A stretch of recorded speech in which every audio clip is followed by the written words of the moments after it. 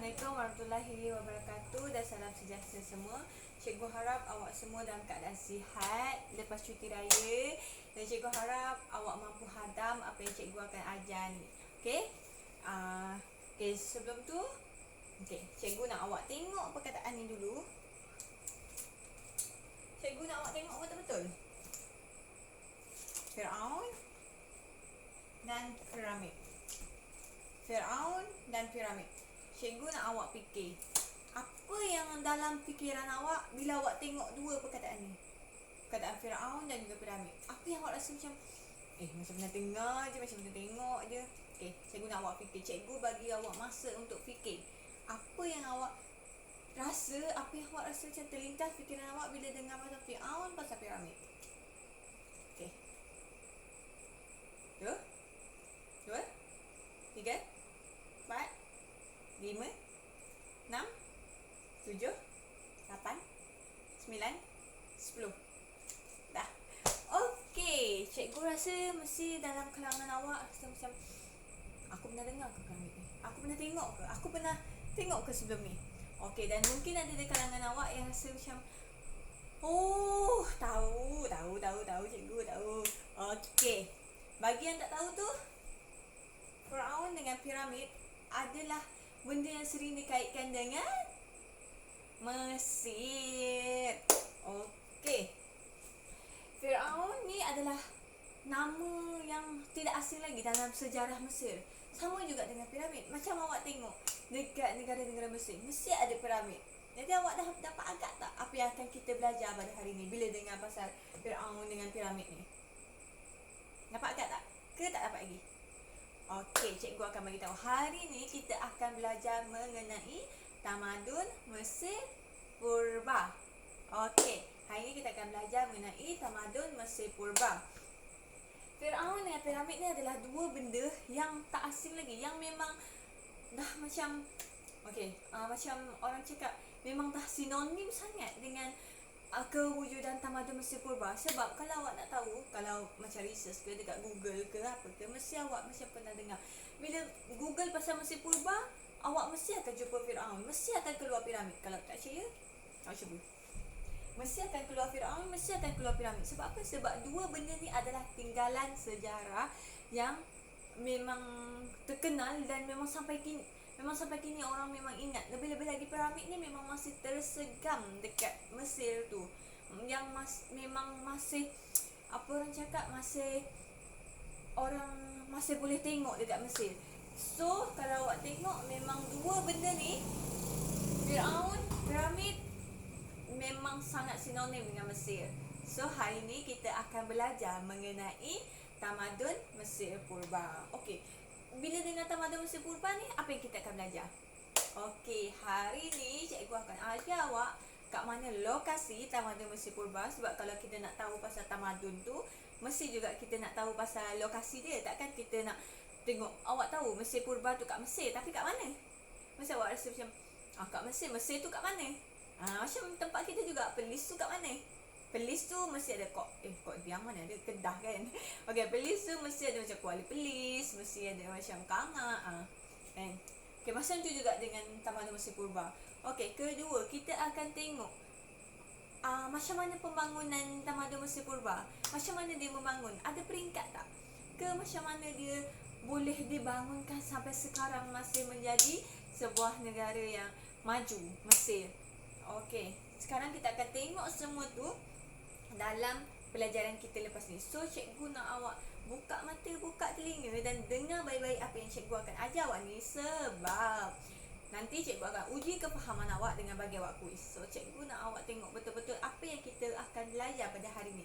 So, macam cikgu cakap tadi, Firaun dengan piramid adalah dua benda dan dua perkara yang tak asing lagi, yang memang sangat sinonim dengan tamadun Mesir Purba. So, bagi yang masih tak tahu lagi, yang tadi masih rasa macam pernah tengok je, macam pernah dengar je. Okey, sekarang awak dah tahu. So, sekarang sebelum kita beralih kepada apa-apa, macam cikgu cakap tadi, nak kenal sesuatu tamadun tu, mesti awak nak tahu kat mana tempat letak tamadun tersebut.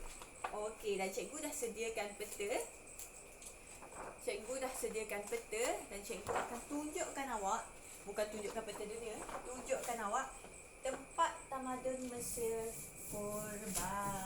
Okey, ini adalah peta yang cikgu dah lukis untuk awak lebih faham kat mana tempat letaknya tamadun Mesir purba tu. Okey. Sekarang kalau awak tengok peta ni, okey, sebelum tu cikgu nak bagi tahu ada 3 tahap kerajaan tamadun Mesir purba. Maksud 3 tahap pemerintahan kerajaan tamadun purba. Pertama adalah kerajaan purba, kedua adalah kerajaan pertengahan, ketiga adalah kerajaan baru. Okey, ketiga-tiga kerajaan ni dia tempatnya asing-asing dan juga tempat letaknya ibu kota setiap kerajaan tu pun asing-asing. So cikgu nak hari ni awak mendalami lagi dan tahu lokasi sebenar kat mana kerajaan Mesir purba tu. Okey, kerajaan Mesir purba tu terletak di Sungai Nil. Okey, macam awak tengok kat sini, ni adalah Sungai Nil, aliran Sungai Nil kat bawah ni. Okey, dan seterusnya kalau awak tengok yang warna biru ni, ini adalah di mana kerajaan Mesir purba bermula. Maksudnya di sini adalah di mana kerajaan purba, iaitu kerajaan pertama pada tahap pertama tamadun Mesir purba. Dekat aliran Sungai Biru ni adalah di lembah Sungai Nil. Kemudian kalau awak tengok warna pink kat tepi-tepi ni, warna pink kat tepi-tepi ni adalah kerajaan pertengahan. Maksudnya kerajaan Mesir purba pada masa tersebut telah berkembang dan telah menjadi kerajaan pertengahan. Okey, nanti cikgu akan terangkan lebih lanjut macam mana setiap tahap tamadun tu berkembang. Okey, seterusnya kalau awak tengok yang merah-merah ni, kesemua ni adalah tempat di mana kerajaan baru Mesir purba bermula. Okey, kalau awak tengok betul-betul, pada permulaan kerajaan purba ini adalah tak banyak. Dia bermula dekat hilir Sungai Mesir dan ni adalah Thebes. Okey. Kemudian dia lagi berkembang, yang warna pink ni kat tepi-tepi ni, dia tu menjadi kerajaan pertengahan. Kerajaan pertengahan. Okey. Seterusnya yang besar ni, yang banyak dia lagi makin berkembang dan terus kerajaan baru ni terus menaluki Nubia. Nubia adalah salah satu kerajaan yang wujud pada masa tersebut, dan bila kerajaan Mesir purba ni berkembang, dia terus menakluki ke semua kerajaan tersebut dan bermulalah kerajaan tamadun Mesir purba. Okey, macam kita tahu, ini adalah peta yang menunjukkan tamadun Mesir purba. Perkembangan tamadun Mesir purba secara mata kasar. Maksudnya secara kita boleh tengok macam mana dia berkembang dan lokasinya semakin merata, semakin besar. So macam awak boleh tengok, kalau awak nak tengok lebih jelas, awak boleh buka buku teks awak lepas ni dan cikgu nak awak tengok betul-betul. Tengok buku teks awak dan tengok macam mana tamadun ni berkembang dan macam mana peta ni boleh menjadi lebih besar. Dan awak kena ingat, tamadun Mesir purba bermula di Sungai Nil. Kenapa sungai? Macam awak tahu, Sungai Nil. Kenapa Sungai Nil? Dan kenapa dekat sungai? Okey, kebanyakan tamadun memang bermula kat sungai kan? Cikgu pun pernah ajar awak sebelum ni, dan kebanyakan tamadun bermula di sungai. Sebab apa? Sungai adalah tempat sumber makanan, tempat tinggal dan juga adalah tempat yang senang untuk pengangkutan dan perhubungan. Sebab tu kebanyakan tamadun bermula di sungai. So, jadi cikgu nak ingatkan awak, tamadun Mesir purba pun tak kurang juga. Sama juga macam tamadun lain. Sebab tu dia bermula dekat sungai. Sebab apa? Sebab mudah untuk dapat pengangkutan dan perhubungan, bekalan makanan dan juga mudah untuk nak dapat tempat tinggal. Sebab biasalah tamadun semuanya bermula dekat Mesir purba. Bukan Mesir purba, sebenarnya dekat sungai. So kalau awak ingat apa yang cikgu ajar sebelum ni, memang cikgu dah tekankan sangat kenapa sesuatu tamadun tu bermula di sungai. Kalau awak masih tak ingat lagi, okey. Kemudian, tamadun Mesir purba ni adalah bermula di lembah Sungai Nil. Sungai Nil adalah sungai terpanjang di dunia. Dan awak kena catat benda ni. Sungai Nil adalah sungai terpanjang di dunia. Bukan sungai Kinabalu, bukan sungai Sarawak, Sungai Nil, sungai terpanjang di dunia. Dan banyak orang cakap sungai ni adalah satu rahmat kepada tamadun Mesir. Kenapa? Okey, dah lah terpanjang. Lepas tu pula ia memberi satu manfaat kepada sesebuah tamadun tu. Sebab apa? Sebab macamlah kita juga bila kita dapat sesuatu sesuatu yang lain pada orang lain. Macam juga sungai Nil, dia punya air tu melimpah ke kawasan pertanian, dan itu adalah satu rahmat kepada penduduk Mesir. Cikgu nak awak ingat benda ni. Sebab setiap tamadun tu adalah bermula di tepi sungai, di lembah sungai. Sebab apa? Sebab perkara-perkara yang cikgu sebut tadi. Cikgu dah ulang beberapa kali benda ni, dan cikgu nak awak ingat betul-betul. Dan setiap tamadun tu bermula di lembah sungai sebab pengangkutan dan perhubungan, tempat untuk mudah mendapatkan bekalan makanan, dan ketiga adalah tempat untuk tinggal. Okey. So, bila awak tengok ke semua tamadun tadi, tempat-tempat tamadun tadi, bila tengok peta je pun awak dah boleh tengok yang betapa tamadun ni sangat berkembang pada masa tersebut. Okey, tamadun Mesir Purba. Okey, dan macam cikgu nak cakap kat awak tadi, dua benda ni, Firaun, piramid adalah dua benda dan dua perkara yang sinonim sangat-sangat dengan tamadun Mesir Purba. Dengan Mesir. Bila awak tengok Firaun dia, awak boleh cakap, oh Mesir. Dengan piramid dia Mesir. Sebab mana ada piramid kat Malaysia kan? Mana ada piramid dekat tempat-tempat lain. Adalah, tapi macam tak purba sangat. So awak kena ingat, Firaun dengan piramid ni adalah dua perkara yang sinonim sangat dengan tamadun pada masa tersebut. Okay, faham? So kita dah tahu lokasi. Setiap tamadun tersebut, dan perkembangan tamadun tersebut mengikut lokasi. Macam tadi, mula-mula dia kecil je kat sini, lepas tu terus dia berkembang kat sini. Lepas tu dia menjadi semakin besar sehingga menaluki Nubia. Okey, macam awak tengok, awak boleh tengok dekat sini yang Sungai Nil dia bermula dekat lembah Sungai Nil. Okey, so cikgu nak sekarang bawa awak untuk tengok tahap pemerintahan tamadun Mesir Purba. Okey, kita dah tengok lokasi. So, bila awak dah kenal pasti lokasi dekat peta ni, kat mana tamadun ni berkembang, dan kat mana tamadun ni terletak. Okey, cikgu nak bawa awak pula tengok tahap pemerintahan pada masa tersebut. Maksudnya cikgu nak bawa awak tengok, okey, kan cikgu cakap ada 3 tahap pemerintahan tamadun Mesir Purba. Okey, macam cikgu cakap tadi, ada kerajaan purba, kerajaan pertengahan, dan kerajaan baru. Okey, so awak dah ingat benda ni. Okey, awak dah ingat benda ni. Cikgu akan ni. Okey, macam cikgu tengok, awak kena ingat tadi piramid dengan Firaun tu adalah dua benda yang memang sinonim dengan kerajaan Mesir Purba. Sekarang cikgu nak bawa awak tengok 3 kerajaan yang sinonim dengan kerajaan Mesir Purba. Yang tahap pemerintahan di kerajaan Mesir Purba. Pertama tadi ialah yang cikgu cakap tadi, kerajaan purba, kerajaan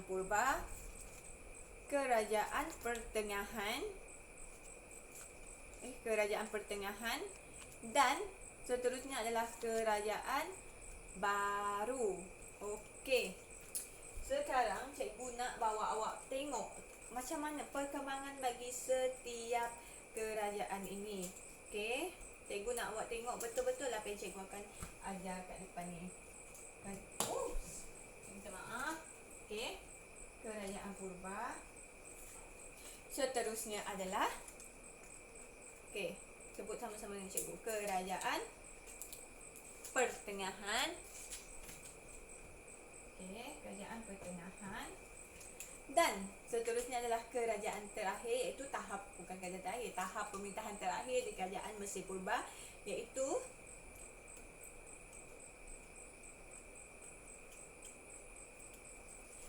kerajaan baru.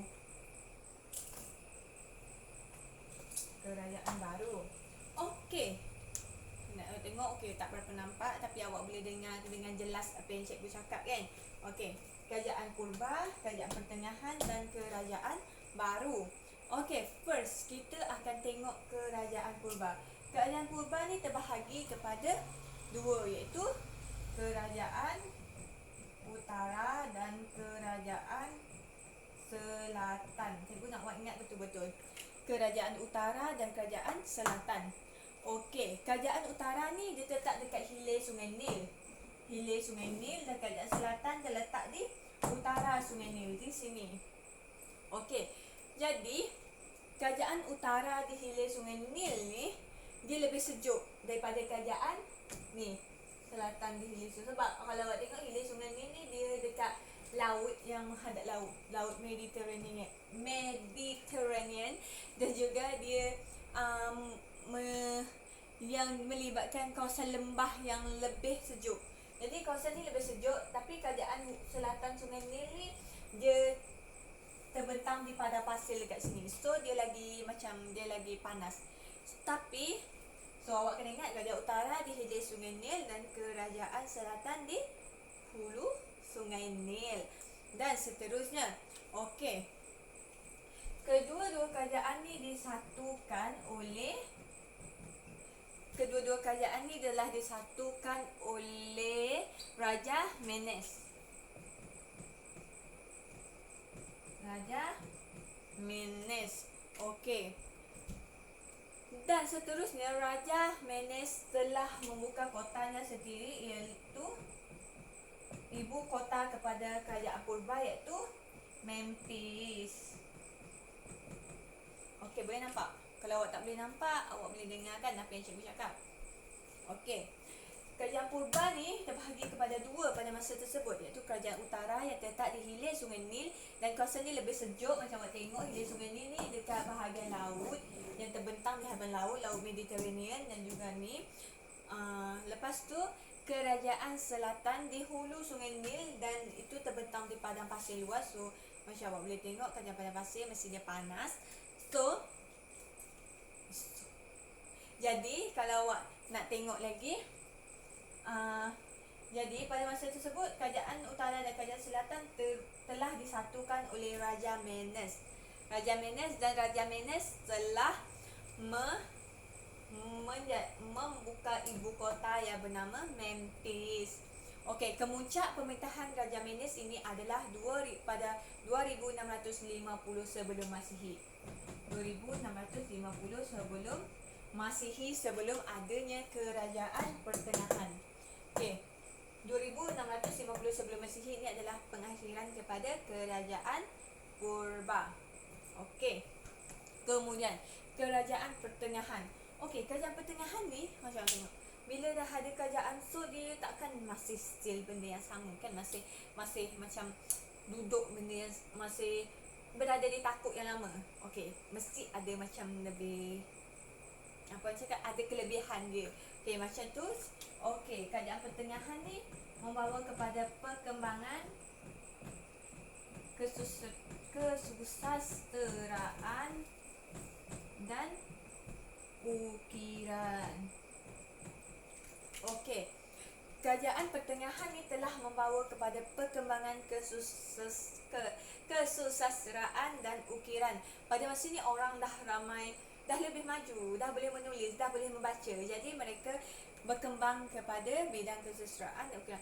Dan pada masa ni kerajaan pertengahan ni adalah lebih makmur dan lebih stabil. Okey, masa ni macam awak tengok kan, macam kerajaan pertengahan ni kenapa dia stabil, kenapa dia makmur? Kekuatannya terletak pada apa? Sesuatu kerajaan itu akan stabil, akan makmur apabila terletak kepada kekuatan raja. Okey, kekuatan raja telah menjadi satu titik penting kepada kestabilan dan kemakmuran sesebuah negara. Macam di Malaysia, okey, cikgu nak cerita sikit. Macam di Malaysia, apabila kerajaan kita berubah, tiada kerajaan yang memerintah, kenapa negara kita masih aman? Sebab apa? Sebab kita ada raja. Macam ni juga kerajaan pertengahan pada zaman Mesir Purba, pada zaman tamadun Mesir Purba. Okey, ibu kota ialah di Thebes. Di sini. Thebes. Ini adalah ibu kota kerajaan Mesir Purba. Mungkin tak nampak tapi awak boleh tengok dalam buku nanti Okey. Thebes ni adalah ibu kota di mana kerajaan Mesir Purba tersebut, kerajaan pertengahan, ibu kota kerajaan pertengahan Mesir Purba. Kemudian kegiatan perdagangan juga semakin meluas. Kegiatan perdagangan juga semakin meluas pada zaman ni. Okay, macam cakap, kalau sesuatu negara dah maju, jadi segala kegiatan juga makin meluas. Tak kurang juga dengan kerajaan pertengahan. Kerajaan pertengahan ni pada masa tersebut perdagangannya semakin meluas. Okey, mereka telah pun menjalinkan hubungan dengan kerajaan Nubia. Kerajaan Nubia pada masa itu masih kerajaan sendiri. Maksudnya belum ditakluki oleh Mesir Purba. Jadi mereka juga menjalinkan hubungan dengan Nubia. Mereka juga menjalankan perdagangan yang sangat aktif. Jadi kerajaan pertengahan ni dia telah berkembang dengan lebih pesat. Okey, dan mereka telah lebih ke hadapan daripada kerajaan Purba. Mereka telah maju. Okey, seterusnya kita akan tengok kerajaan baru. Okey, yang awak tunggu-tunggu. Kerajaan baru ni adalah kenapa munculnya kerajaan baru? Kenapa? Sini dah maju. Sini dah maju dah. Tapi kenapa tak kekal kat situ je?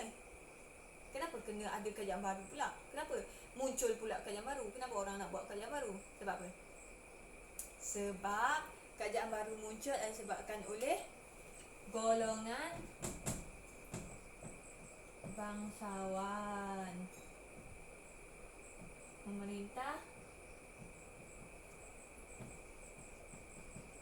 Mesir. Okey, kerajaan baru muncul kerana golongan bangsawan telah memerintah Mesir. Jadi masa tu kerajaan muncul. Okey, siapakah pemerintah yang sangat terkenal pada zaman ni? Yang orangnya, okey, Firaun wujud pada zaman kerajaan baru. Okey, kerajaan baru ni Firaun dah ada. Dia adalah antara raja yang sangat berkuasa pada zaman tersebut, pada zaman tamadun Mesir Purba. Dia adalah raja yang sangat kuat sehingga boleh mengalahkan orang luar, mengalahkan negara luar, tamadun lain. Jadi tetapi ada seorang lagi raja yang terkenal pada zaman tersebut, iaitu Raja Ramses. Raja Ramses telah banyak menyumbang kepada kerajaan Mesir Purba. Raja Ramses ni dia telah banyak menyumbang kepada kerajaan Mesir Purba. Okey, Raja Ramses ni adalah antara sumbangan dia yang paling besar.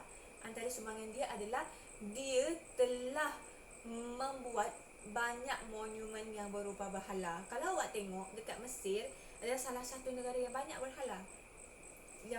Sama ada tinggalan pada zaman dahulu ataupun tak tahu, ataupun pada yang baru dibuat. Tapi Raja Ramses ni adalah antara raja yang banyak memberikan sumbangan kepada kerajaan Mesir Purba dengan membuat banyak monumen pada masa tersebut.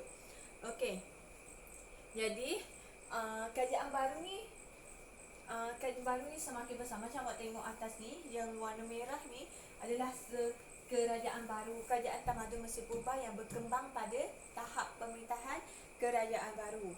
Okey, macam awak tengok mula kecil, besar, dia lagi lebih besar. So, kalau awak tengok tahap-tahap pemerintahan tadi, kerajaan Purba, kerajaan pertengahan dan kerajaan baru. Awak boleh tengok betul-betul yang setiap kerajaan ni dia semakin berkembang. Mula-mula dia berpecah. Macam kerajaan Purba tadi, mula-mula dia berpecah, dia jadi kerajaan utara, kerajaan selatan. Lepas tu ada Raja Menes. Raja Menes telah menyatukan kedua kerajaan ni dan ada ibu kota yang menjadi Memphis. Mula-mula kerajaan Mesir Purba. Lepas tu dia semakin berkembang Jadi tahap pemerintahan kerajaan pertengahan. Kerajaan pertengahan ni perkembangan dalam bidang kesusasteraan dan ukiran semakin berkembang. Jadi awak boleh tengok dekat sini orang dah macam berilmu, kan? Awak boleh fikir sendiri, oh, orang zaman ni dah makin berilmu sebab ada bidang kesusasteraan dan ukiran. Ukiran ni boleh menyumbang kepada pembinaan monumen, pembinaan piramid pada masa tersebut. Okey. Kemudian kenapa ia stabil? Kenapa ia makmur? Macam cikgu cakap tadi, ia adalah disebabkan oleh kekuasaan